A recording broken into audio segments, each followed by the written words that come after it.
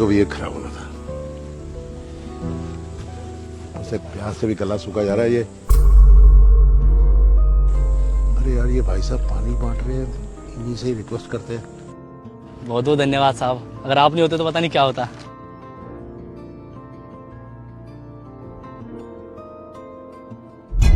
नमस्कार जी। भाई साहब, एक पानी की बोतल हमें मिल जाएगी? अरे सर जरूर, पानी तो पीने के लिए ही है ये। थैंक यू जी, थैंक यू।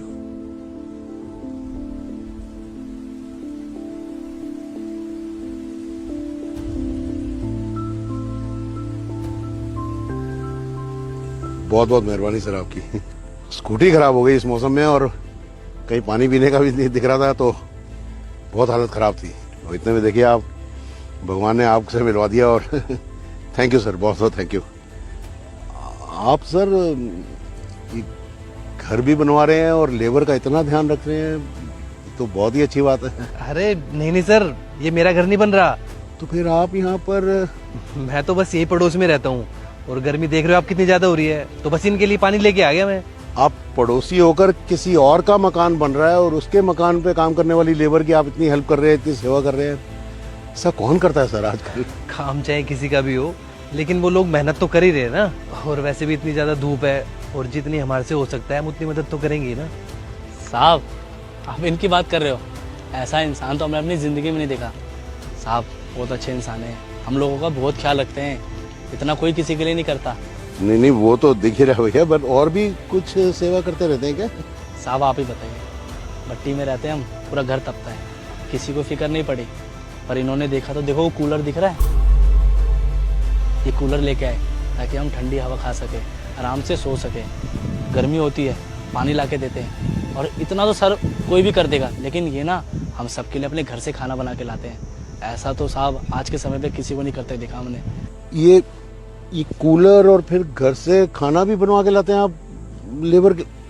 क्या बात है साहब, क्या बात है। मैं तो मुरीद हो गया जी आपका। बेटा आप लोग तो बहुत किस्मत वाले हो यार।